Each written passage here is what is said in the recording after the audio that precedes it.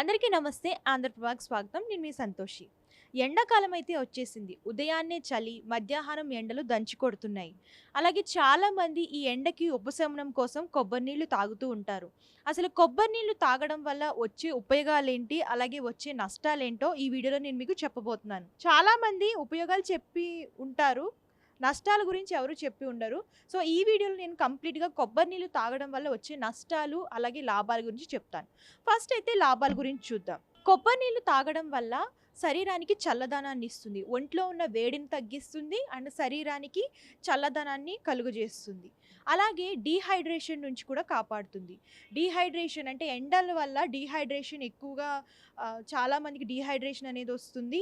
And దాన్ని తగ్గించడానికి ఈ కొబ్బరి నీళ్ళనేవి బాగా ఉపయోగపడుతూ ఉంటాయి. అండ్ మనకి కొబ్బరి నీళ్ళు తాగడం వల్ల నీళ్ళు అంటే శరీరంలోని నీళ్ళు బ్యాలెన్సింగ్‌గా చేస్తుంది. డీహైడ్రేషన్ అవ్వకుండా.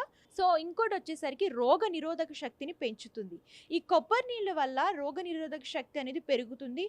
తొందరగా ఫ్లూ, అలాగే దగ్గు, రొంపలు, జలుబు ఇలాంటి ఇన్ఫెక్షన్స్ నుంచి కాపాడుతుంది. వాటికి గురి కాకుండా చేస్తుంది.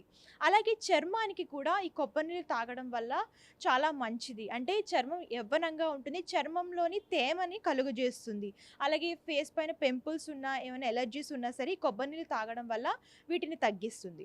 అలాగే కొబ్బరి నీళ్ళు తాగడం వల్ల జీర్ణక్రియకి చాలా మంచిది. అంటే డైజెస్టివ్ సిస్టమ్ అనేది బాగా వర్క్ చేస్తుంది. అలాగే ఎవరికైనా కాన్‌స్టిట్యూషన్ ప్రాబ్లమ్ ఉంటే ఈ కొబ్బరి నీళ్ళు తాగడం వల్ల వాళ్ళకి ఆ ప్రాబ్లమ్ క్యూర్ అయ్యే అవకాశం ఉంది. సో, ఇవి కొబ్బరి నీళ్ళు తాగడం వల్ల శరీరానికి చల్లదనం ఉంటుంది. అలాగే డీహైడ్రేషన్ నుంచి కాపాడుతుంది. అండ్ ఇంకోటొచ్చేసరికి జీర్ణక్రియ చాలా బాగా పనిచేస్తుంది. రోగనిరోధక శక్తి పెంచుతుంది.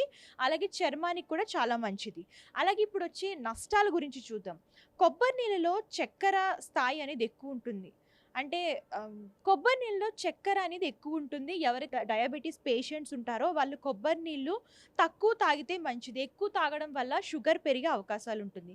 అలాగే కిడ్నీస్‌కి సంబంధించి ఏమైనా సమస్యలతో బాధపడుతుంటే, అంటే కిడ్నీ వ్యాధులతో ఎవరైనా బాధపడుతున్న వాళ్ళుంటే గనక వాళ్ళు కొబ్బరి నీళ్ళు తాగకపోవడం చాలా మంచిది. ఎందుకంటే ఆ కొబ్బరి నీళ్ళలో పొటాషియం అనేది ఉంటుంది. దానివల్ల కిడ్నీ సమస్యలు ఇంకా పెరిగే అవకాశాలున్నాయి.